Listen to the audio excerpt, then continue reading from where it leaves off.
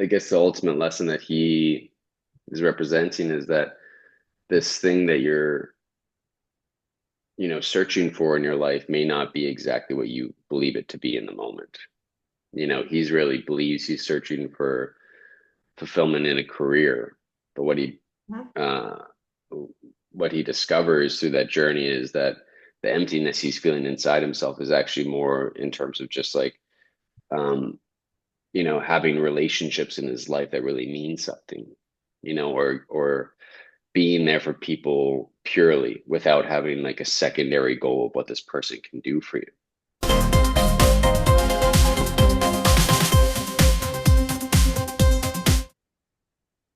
Welcome everyone to this exciting interview segment at Survivor the Shows.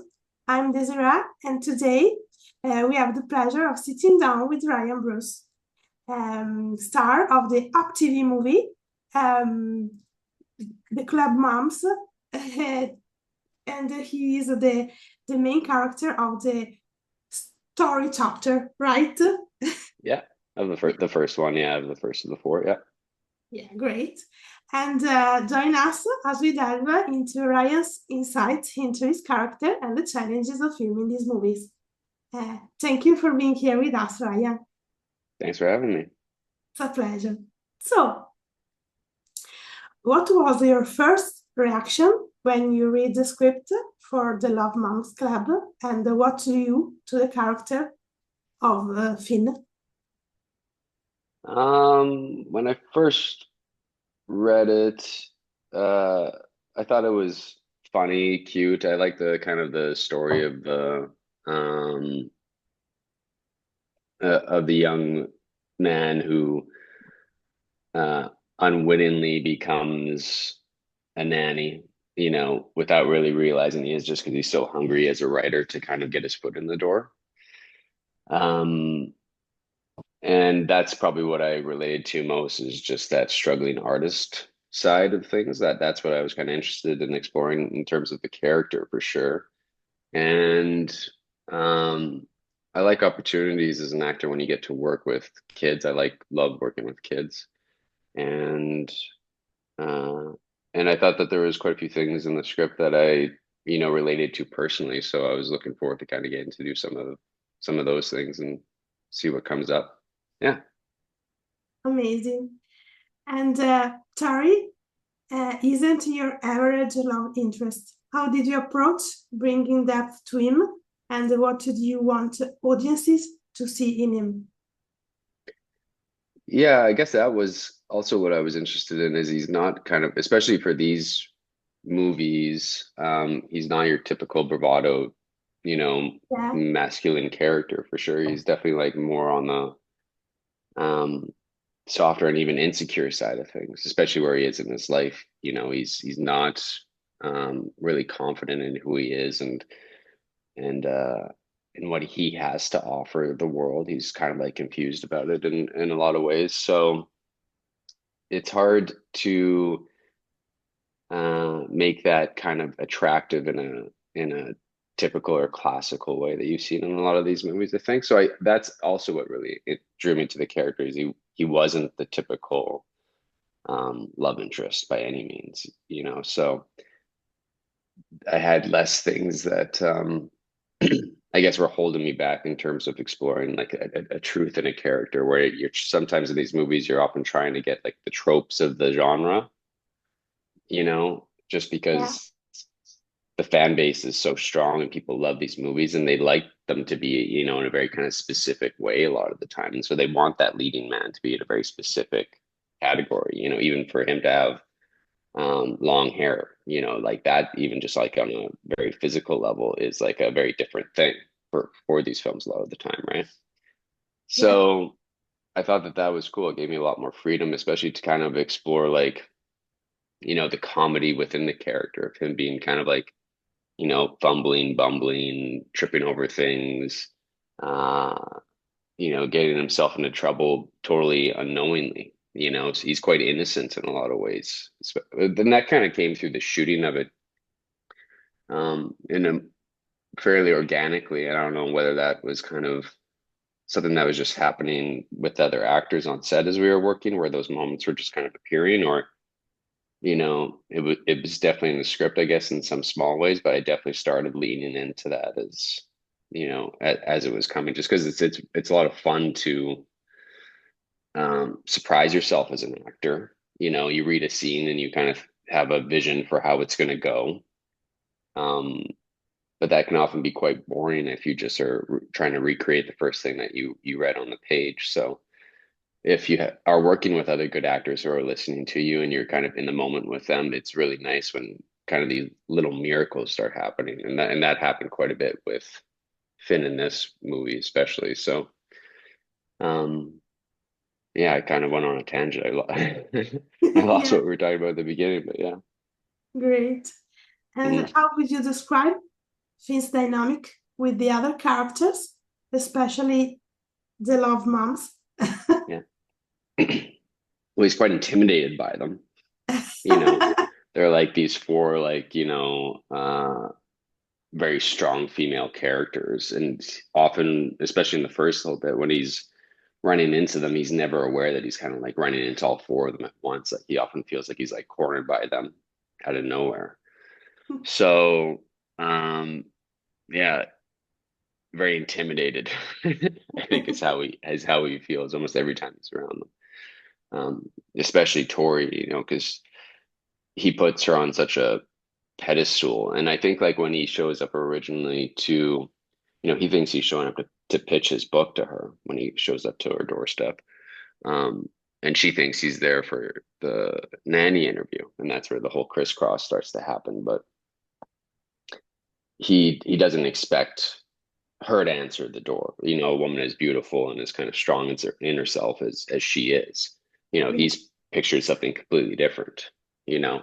Um, And so that kind of creates a large conflict within him as well. Like he's obviously physically attracted to her, but he is wanting to keep her in a professional realm as long as possible and kind of, look up to her as a bit of a mentor. Or, he wants to be shepherded along by her as a writer. So I think that was really interesting in terms of what was in the script as well, is that conflict of interest that's within him, and that starts to arise. So um, that I think is the most interesting thing with the relationship with other actors. And then, of course, working with the baby was exciting because you never know what a baby's going to do. Yeah. And a baby's like a really good barometer for whether or not you're believably in the moment as an actor, because the baby will believe you if you're believing that you're actually the character and actually in the moment. The baby's actually there with you, and it will start acting with you, but it's not really aware it's acting. So it's like this really interesting and kind of um, amazing thing that starts happening where you have like a live acting truth tester in every scene, and it's just if the baby's there with you in the moment, or if the baby's checked out and like is more interested in like seeing the sound boom, the mic that's kind of often hanging above us as actors as we're working. The baby will get very distracted by the boom, especially this baby at that time. But as soon as the scene starts going, and if you're really committed to it and in the scene, the baby will also be more interested in what's happening in the scene. They're trying to figure out, Yeah. what's happening. So that was a lot of fun, I think, too. That's why I like working with babies Amazing. and dogs a lot, because dogs will do the same thing often too, actually. Like they'll start performing in the scene with you, and if you're not in it, they're not in it, you know? That's great. And I think you anticipate a little bit this question, but was there a specific scene that was particularly challenging or meaningful for you to film in this movie? I mean,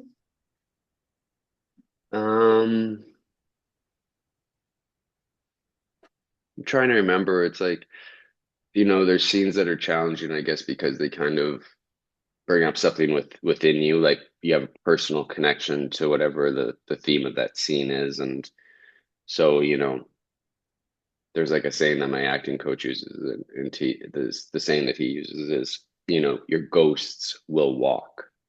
And so Okay. that kind of means like things that have haunted you in your life.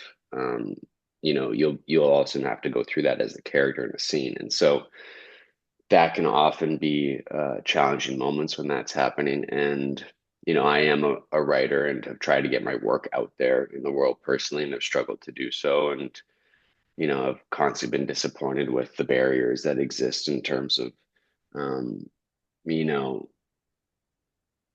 finding respect as a writer and as an actor and as an artist, period. So that stuff I found.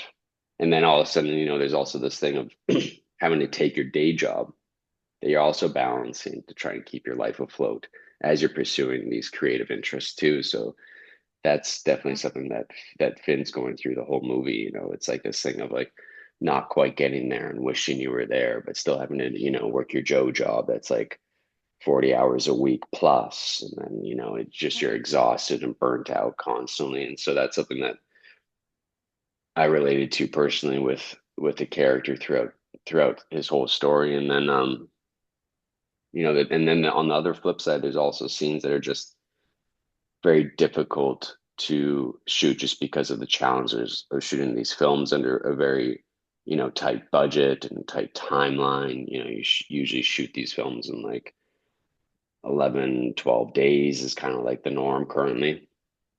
Yeah. And so you're doing like, an insane amount of uh, work in a day, and you're not getting as much time with those scenes. And so that gets really challenging about the genre too. So, um, yeah, so I can't really recall like one specific scene Okay. or being so challenging. It was actually like, you know, the character on whole was a challenging thing for me to do just because of that personal overlap of the struggling artist story, I think. Great. Yeah. And did you bring anything for your own personality into the character, or was it completely different from who you are? No, I think there's definitely quite a bit of me in Finn or Finn in me or however you want to look at it. But um, I kind of look at it like when I'm doing, quote unquote character work is I'm just kind of like turning up, you know, dials within me, or turning down certain dials within me. And so for Finn, it was, definitely turning up the insecurity, um, turning up a little bit of the kind of ADHD, overthinking, overstressing, not really listening to what's happening around him because he's trying to, get things so right and trying to make everyone happy and um, rather than just kind of being centered within himself. So it was kind of like a more of a, probably like a de-evolution of myself, where probably Finn is kind of where I quite truthfully was like in my earlier 20s as a person. And then, with in terms of what started to happen with the character, in terms of like finding as much kind of comedy within the situations that were happening, I definitely started leaning into kind of uh not necessarily buffoonery, but like physical comedy, awkward moments type of thing, just trying to put the character in as many like physically difficult situations as possible, or trying to find moments of levity within that. So uh which I think I do as a person as well, in terms of like, in social situations, just trying to like kind of be playful and mess with people a little bit and lighten things up, that's definitely a thing that I do personally as well. So uh yeah, I'd say Finn and I have a lot in common. Yeah, yeah, for Yeah. sure. Yeah. And the movie balance comedy and heart. How did you navigate that mix in your performance? Um, that's a good question. I'm not sure like how aware I am while I'm doing uh, a project in terms of balancing those what that is. Often I'm kind of relying more on the director to be aware of like, oh, is it, where are we in terms of, has there been so many comedic scenes happening in a row and there's no real kind of flow of up and down happening. So on one level, I don't really think that's kind of like my job necessarily. Like that, it's kind of overstepping if I start planning or prepping too much of what that is, that's someone else's job to kind of be aware of. And I let them do that job. And so I guess it's me just kind of being open in the moment to direction in terms of, if my first take of the scene, the director comes up to me and they go, "Oh yeah, it's great, it's a lot of fun, blah blah blah." But actually, in this moment, we really want more sincerity, or, or the opposite. We really want more comedy because the last scene was really heavy or dark or whatever. I just have to be very willing to like give over to that quickly, and let go of my original read of the scene. So, um, yeah, I'm never like, yeah, I'm never planning that level of thing in too much detail in terms of like the overall scope of the film. But I think like, I believe that the best way to have heart in a film is often to have comedy in a film. Because I think that as an audience, people open themselves up to emotional moments more when they're already kind of relaxed, and the best way to make someone relax is to make them laugh. Yeah, So, that's where I think that, this movie and, a lot of rom-coms, in general are in that kind of world. It's like they, as a genre, they know that if they want to make you feel moved or feel attached to a character, the best way to do that is to get them laughing with the character or even at the character sometimes, and then they can kind of see themselves in that world and in that character as well. yeah, Whereas people generally in life, they kind of want to stay closed off. They don't want to feel any, or they don't want to connect as much. They're watching something because they kind of want to turn off from their life and, all the stresses that are happening in their own lives.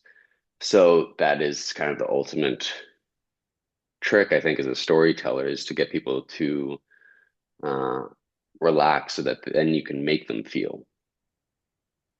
And great. that, yeah, that's what's great about these genres, I think. Yeah. And what do you hope viewers take away from the Love Moms Club, especially in terms of the Tories and Finn storyline? Um, well, I guess like for Finn specifically, it's I guess the ultimate lesson that he is representing is that this thing that you're, searching for in your life may not be exactly what you believe it to be in the moment. He's really believes he's searching for fulfillment in a career, but uh, what he discovers through that journey is that the emptiness he's feeling inside himself is actually more in terms of just like, um, having relationships in his life that really mean something, or being there for people purely without having like a secondary goal of what this person can do for you, and that's kind of what becomes great about the child in the stories. It wakes up something in him where he's just, giving without an expectation of receiving something later for that giving. So I I hope that that's what people really take away from it is to not hold on so tightly to how they believe their life needs to go, or what has to happen tomorrow so that then they are successful and then people will like me. you know People will like you if you're just kind and if you just like want to be um you know a good addition to their lives and have that be reciprocated without there needing to be you know, money involved or jobs involved or, um, any type of privilege that comes from that relationship. The relationship can just live purely within, being there for each other, supporting each other in moments when you need help. So I think that's what I would like people to take away from it for sure. I agree. And did working on this film change your perspective on parenthood, community, or relationship in any way? Oh. Um, yeah, maybe I guess in terms of like how, well, it's kind of interesting because the character kind of falls in love with the child before he does fall in love with Tori, Finn does. So it's like, I think most times in life it would be the other way around, you would fall in love with this person and then meet their child if they already had one, or you're, you know, creating a child together in a relationship, or you're adopting, bringing that child into your life together. So what becomes interesting or really different about this story is that, you know, Finn kind of falls in love with the purity of this child.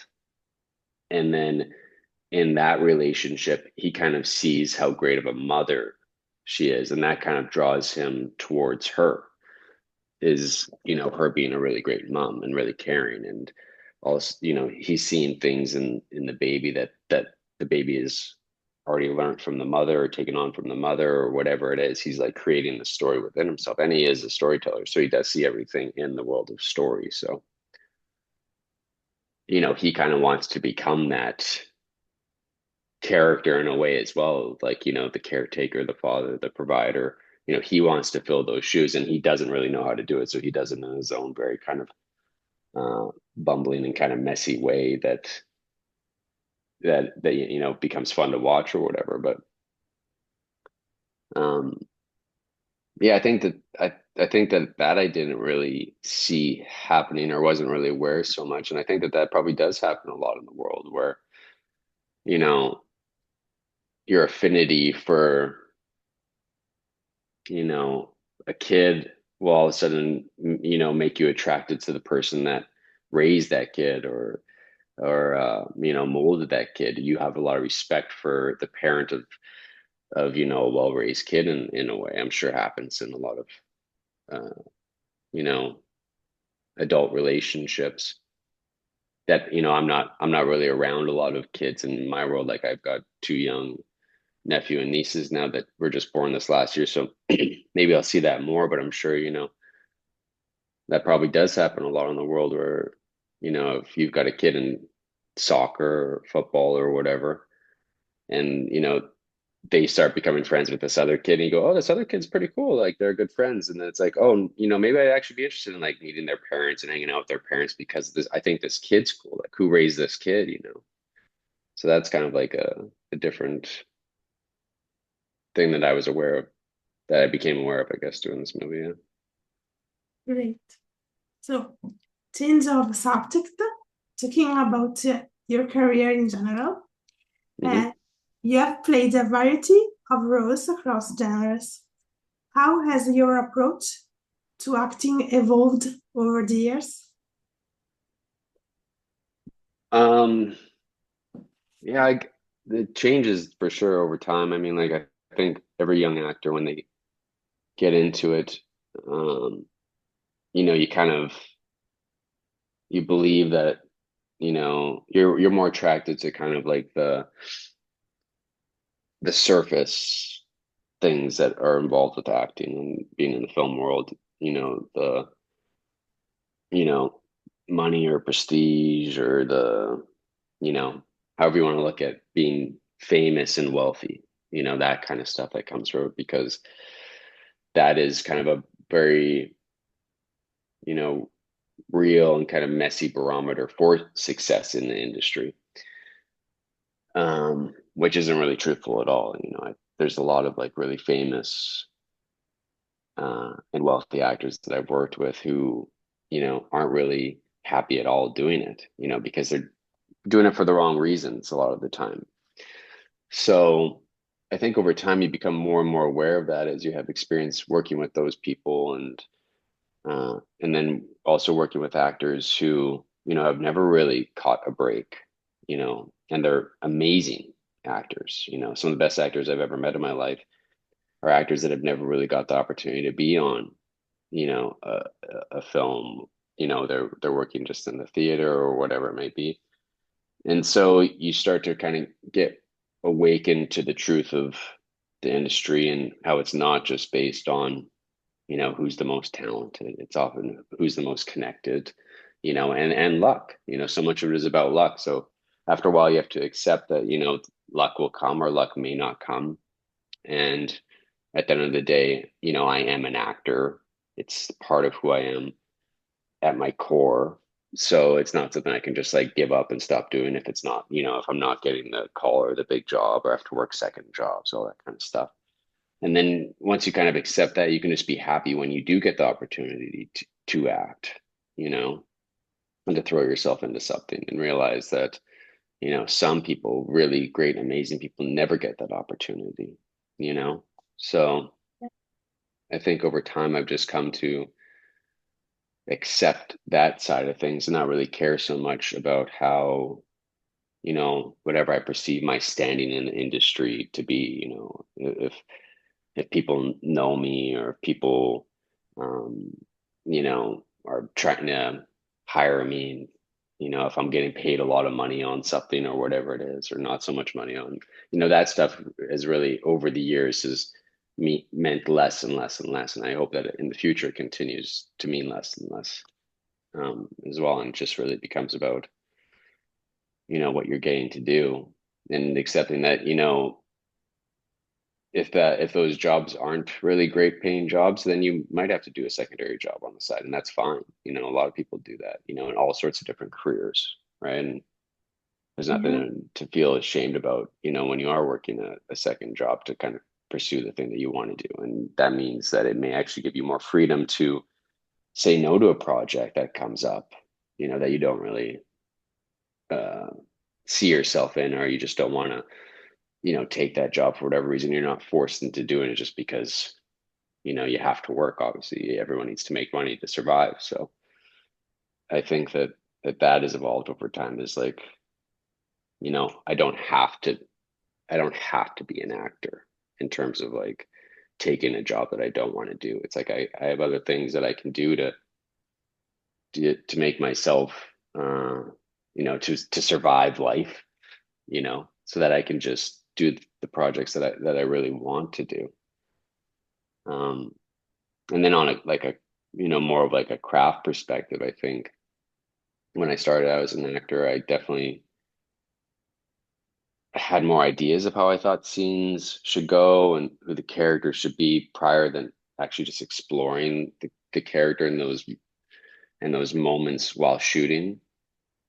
And it kind of, I was a bit more stiff in the beginning for sure. I think as all actors are, and you're really kind of getting your head about trying to get it right and wanting to be like just like people do in real life, And I think over time, what experience gives you, and I've had the privilege of getting to work with really great acting coaches, and who have taught me that the best actors really don't plan how every moment's going to go through a scene. They really just kind of let themselves enter the scene truthfully, and then just allow themselves to kind of be taken up and carried away by what's happening in the moment. And that's the most fun way to work as an actor, because you're getting to surprise yourself throughout the throughout the playing of it, and you have less voices in your head directing you. Oh, do this next, do that next. And when you watch those performances, some of my earlier stuff, if I watch that stuff, I can see myself self-directing in the moment because the first take I did, the director said, "Oh, I really loved when you did this thing," and so now I have to think that I have to recreate that thing perfectly every take after that. And as that goes on, you can kind of see in that moment that there's a little bit of a disconnect sometimes happening between those two things. You know, you're not really completely live in it. So over time, I've just kind of given up my need for control, I think, you know, and just allowing whatever to happen is what happens. And that's probably given me, you know, the most success in terms of me just feeling great about what happened in that scene, getting to walk away at the end of the day going, oh yeah, today I was a good actor because I just didn't try to control it and I just allowed it to be what it was going to be, you know. So that's definitely kind of my journey as an artist for sure. That's amazing. And is there a particular moment in your career that you would say defined your path or gave you clarity about why you do this? You're an actor. Hmm. Um, yeah, I guess like a few years ago, I got to do a movie with Diane Lane and Kevin Costner, and it was a Western. It was called Let Him Go, and we shot that in Calgary, which is kind of close to where I'm from. Um, Okay. and it was set in the kind of mid-century, like the 50s, and the farmstead that my character lived on reminded me a lot of the farm that my dad grew up on. Sorry, I'm getting a little emotional, but there was just something, I guess, in doing that.